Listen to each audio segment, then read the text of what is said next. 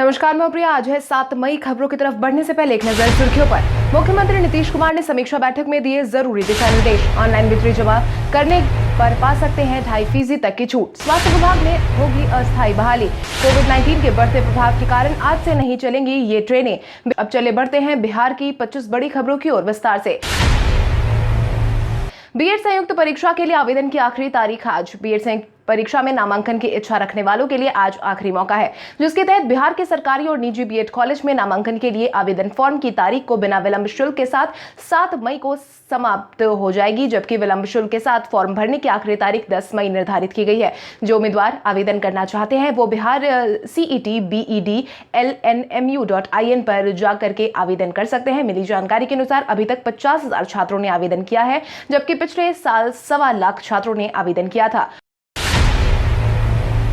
मुखिया और जिला परिषद अध्यक्ष को मिली कोविड-19 प्रभावितों की मदद की जिम्मेदारी। बिहार में कोविड-19 प्रभावितों की संख्या लगातार बढ़ती जा रही है। इसी बीच राज्य सरकार के पंचायती राज विभाग ने कोरोना संक्रमितों के बेहतर इलाज के लिए अहम पहल की है, जिसके तहत अब बिहार के मुखिया और जिला परिषद के अध्यक्ष अस्पतालों में बेड, ऑक्सीजन सिलेंडर और ऑक्सीजन कंसेंट्रेटर की व्यवस्था कर सकेंगे। इसको लेकर पंचायती राज मंत्री सम्राट चौधरी ने हाल ही में प्रेस नोट भी जारी किया है, जिसमें सम्राट चौधरी ने कहा कि राज्य सरकार कोरोना महामारी पर काबू पाने के लिए काफी संवेदनशील है। इसके साथ ही उन्होंने ये भी जानकारी दी है कि इससे पहले पंचायती राज विभाग द्वारा 12 करोड़ से भी ज्यादा लोगों के बीच में मास्क वितरण का निर्देश दिया जा चुका है।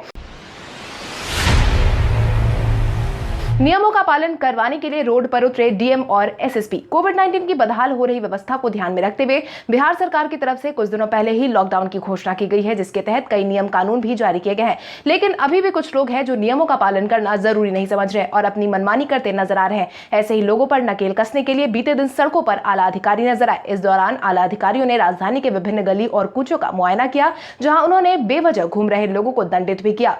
दोनों अधिकारियों ने राजधानी के बाकरगंज दलदली इलाके में खुली हुई दुकानों को सील कराया तथा दुकानदारों के ऊपर एफआईआर दर्ज करने का भी आदेश दिया।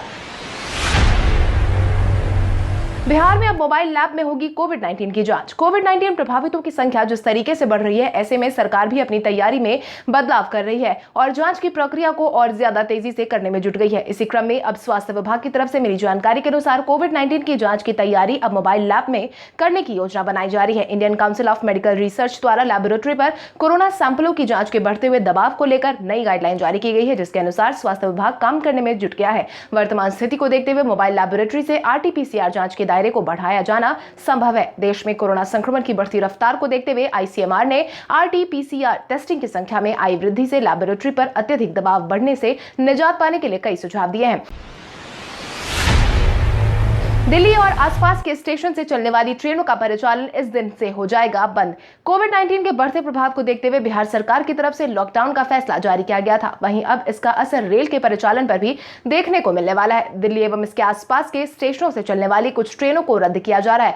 पूर्वोत्तर रेलवे की तरफ से मिल रही जानकारी के अनुसार कुछ ट्रेनों को आज से कैंसिल किया गया है, जिसके तहत Delhi Tundla junction express, Tundla Delhi express, Delhi Hathras Kila अनारक्षित express, Hathras Kila Delhi express, Nai Delhi Aligarh junction अनारक्षित एक्सप्रेस, अलीगढ़ दिल्ली अनारक्षित express, Ghaziabad junction Mathura junction अनारक्षित एक्सप्रेस और मथुरा जंक्शन गाजियाबाद जंक्शन अनारक्षित एक्सप्रेस ट्रेनों का नाम शामिल है।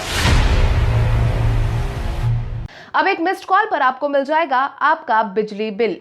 अब ऑनलाइन बिजली बिल जमा करने पर पा सकते हैं 2.5% तक की छूट। अब मात्र एक मिस्ड कॉल पर आपको आपका बिजली बिल मिल जाएगा। साथ ही आप अब अपना ऑनलाइन बिजली जमा करने पर 2.5% तक की छूट पा सकते हैं। कोविड-19 के बढ़ते प्रभाव के कारण अब स्पॉट बिलिंग की व्यवस्था को बंद कर दिया गया है, जिसके तहत अब उपभोक्ताओं को 7666008833 पर मिस्ड कॉल करना होगा, जिसके बाद आपको आपका बिजली बिल मिल जाएगा। बिजली विभाग की तरफ से जारी की गई जानकारी के अनुसार मई महीने में कोविड-19 के पीक पर जाने की संभावना है, जिसके बाद ही उपभोक्ताओं की सुरक्षा साथ ही साथ कर्मचारियों की सुरक्षा को ध्यान में रखते हुए यह फैसला लिया गया है। इसके साथ ही बिजली विभाग ने यह भी साफ कर दिया है कि sbpdcl.co.in पर जाकर भी अपने बिल का स्टेटस चेक कर सकते हैं। ऑनलाइन भुगतान करने वालों को हालांकि 1% अतिरिक्त छूट दी जाएगी। स्वास्थ्य स्वास्थ्य विभाग में जल्द ही होगी अस्थायी बहाली। कोरोना संक्रमण के बढ़ते मामलों को देखते हुए बिहार सरकार द्वारा राज्य के स्वास्थ्य विभाग में अतिरिक्त मानव बल की अस्थायी नियुक्ति का निर्णय लिया गया है, जिसकी जानकारी स्वास्थ्य मंत्री मंगल पांडे ने दी है। जिसके तहत ही स्वास्थ्य विभाग द्वारा जिलों में अस्थायी तौर पर मानव बल की उपलब्धता सुनिश्चित कराने को लेकर जिला अधिकारी, मेडिकल कॉलेज एवं अस्पताल के अधीक्षक एवं प्राचार्य के अलावा सिविल सर्जन को अधिकृत किया गया है। स्वास्थ्य मंत्री मंगल पांडे की माने तो मानव बल की संख्या बढ़ने से जहां कोरोना मरीजों का बेहतर उपचार होगा, वहीं चयनित कर्मियों को मानदेय भी मिलेगा।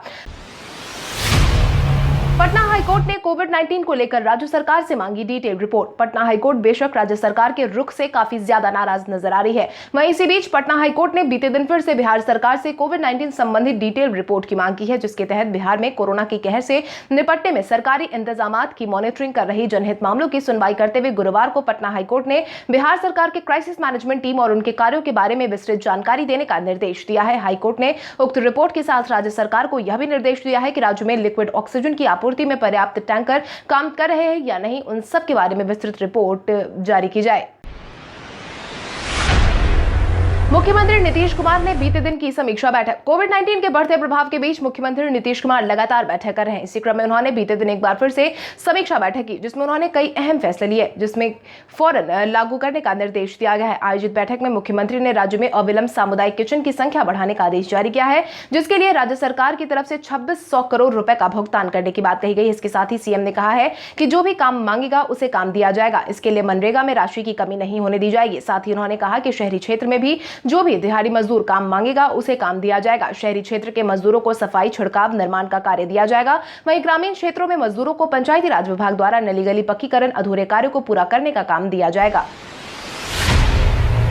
ऑक्सीजन प्लांट लगाने के लिए भाजपा अध्यक्ष ने निजी संस्थानों से की अपील। कोविड-19 के इस माहौल में ऑक्सीजन की मांग हर अस्पताल में काफी ज्यादा बढ़ गई है और यही कारण है कि जान गंवाने वालों की संख्या में भी वृद्धि देखने को मिल रही है, क्योंकि ऑक्सीजन की मांग ज्यादा है मगर आपूर्ति काफी ज्यादा कम नजर आ रही है। इसी बीच भाजपा की तरफ से ऑक्सीजन प्लांट लगाने के लिए निजी संस्थानों से खास अपील की गई है, जिसके तहत बिहार भाजपा के प्रदेश अध्यक्ष डॉक्टर संजय जायसवाल ने निजी संस्थानों, उद्योगपतियों से प्लांट लगाने के लिए आगे आने की अपील की है। साथ ही उन्होंने बिहार के स्वास्थ्य मंत्री का धन्यवाद देते हुए कहा कि उन्होंने बेतिया में 70 में से 69 ऑक्सीजन कॉन्सेंट्रेटर उपलब्ध करवा दिए हैं। एक PSA मशीन पहले से है। यहाँ सीरियस मरीजों को देने के लिए 10 लीटर का ऑक्सीजन भी उपलब्ध है।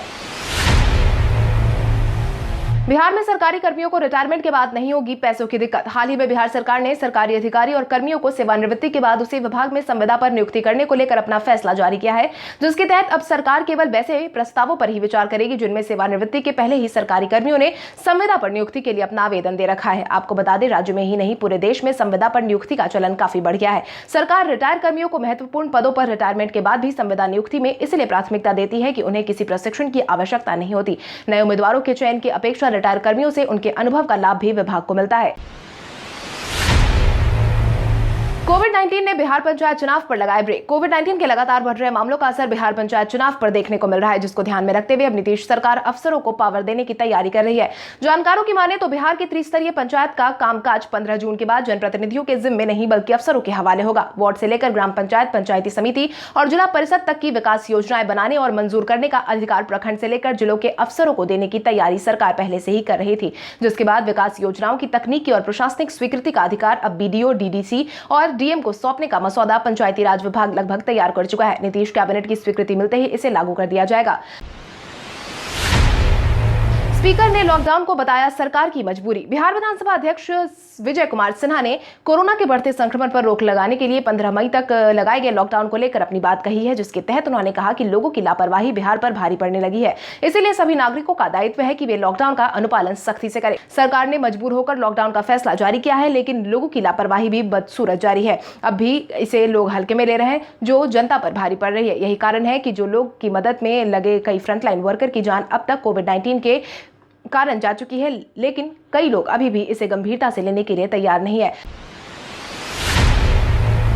राजद सुप्रीमो लालू प्रसाद यादव ने इस दिन बुलाई अपनी वर्चुअल बैठक। राजद सुप्रीमो लालू प्रसाद यादव जेल से बाहर आ गए हैं, जिसके बाद से वो लगातार एक्टिव मोड में नजर आ रहे हैं। इसी क्रम में उन्होंने वर्चुअल बैठक बुलाने का फैसला भी सुनाया था, जो कि 9 मई को बुलाई जाएगी। लालू यादव के स्वास्थ्य के कारण से ये संवाद वीडियो कॉन्फ्रेंसिंग के जरिए होगा। पार्टी के प्रवक्ता शक्ति सिंह यादव ने इस बात की जानकारी देते हुए कहा है कि 9 मई को नेता प्रतिपक्ष तेजस्वी यादव के साथ पार्टी के राष्ट्रीय अध्यक्ष लालू यादव एक वर्चुअल मीटिंग के जरिए पार्टी के सभी विधायकों और पूर्व विधायकों से बात करेंगे और कोरोना त्रासदी में अपने नेताओं को जरूरी दिशा निर्देश भी देंगे। कोविड-19 को लेकर तेजस्वी यादव ने एक बार फिर किया सरकार का घेराव। जितनी तेजी से कोविड-19 पॉजिटिव मरीजों की संख्या बढ़ती जा रही है, उतनी ही तेजी से विपक्ष के बयान भी रफ्तार पकड़ रहे हैं। इसी क्रम में नेता प्रतिपक्ष तेजस्वी यादव ने एक बार फिर से सरकार को आड़े हाथों लेते हुए निशाना साधा है, जिसके तहत तेजस्वी यादव ने अपना ट्वीट जारी करते हुए कहा कि 40 संसदीय सीट वाले बिहार में 39 लोकसभा सांसद एनडीए के हैं, राज्यसभा में भी 9 सदस्य है और 5 केंद्रीय मंत्री है। राज्य में भी 16 सालों से एनडीए की सरकार है। प्रदेश में 2 उप मुख्यमंत्री है। फिर भी बिहार वैक्सीन, ऑक्सीजन और बेड की उपलब्धता में देश में सबसे निचले पायदान पर है। इतनी बेशर्म, विफल, नकारा और निकम्मी सरकार पृथ्वी ग्रह पर कहीं और नहीं मिलेगी। अजीत सिंह के गुजर जाने पर नीतीश कुमार और लालू यादव ने दी श्रद्धांजलि। पूर्व केंद्रीय मंत्री चौधरी अजीत सिंह ने बीते दिन आखिरी सांस ली। इसके बाद फिर राजनीतिक गलियारे से लगातार शोक संवेदनाएं व्यक्त की जा रही है। इसी क्रम में मुख्यमंत्री नीतीश कुमार ने भी बीते दिन अपनी शोक संवेदना व्यक्त की, जिसके तहत उन्होंने कहा कि पूर्व केंद्रीय मंत्री एवं राष्ट्रीय लोकदल के प्रमुख चौधरी अजीत सिंह का निधन अत्यंत दुखद है। भारतीय राजनीति में उनके योगदान को हमेशा याद किया जाएगा। ईश्वर दिवंगत आत्मा को शांति प्रदान करे। राष्ट्रीय जनता दल सुप्रीमो लालू प्रसाद यादव ने कहा कि राष्ट्रीय लोकदल प्रमुख और पूर्व केंद्रीय मंत्री चौधरी अजीत सिंह के निधन से दुखी हूं। अजीत गरीबों, मजदूरों, ग्रामीणों और किसानों की बेहतरी को लेकर सदैव फिक्रमंद रहते थे। जीतन राम मांझी ने राजद सुप्रीमो और तेजस्वी यादव को लेकर कही बड़ी बात। हम पार्टी अध्यक्ष जीतन राम मांझी ने जब से दल बदल की है, तब से उनके सुर अपनी पुरानी पार्टी को लेकर काफी ज्यादा बदल गए हैं। इसी क्रम में 9 मई को लालू प्रसाद यादव की तरफ से बुलाई गई वर्चुअल मीटिंग को लेकर उन्होंने अब तंज कसते हुए पूरे पार्टी पर ही निशाना साधा है, जिसके तहत उन्होंने इशारों में कहा कि कितना भी वर्चुअल मीटिंग कर लीजिए, अब सबको पता लग गया है कि बुरे वक्त में आप अपनों का साथ छोड़ देते हैं। साहब शहाबुद्दीन के साथ जो आपने किया उसे कभी नहीं भुलाया जा सकता। सब याद रखा जाएगा, सब कुछ याद रखा जाएगा। आपको बता दें कि लगातार कई दिनों से जीतन राम मांझी राजद पार्टी पर निशाना साध रहे हैं। इससे पहले उन्होंने शहाबुद्दीन के अंतिम संस्कार में पार्टी नेताओं के शामिल नहीं होने के मुद्दे पर भी निशाना साधा था।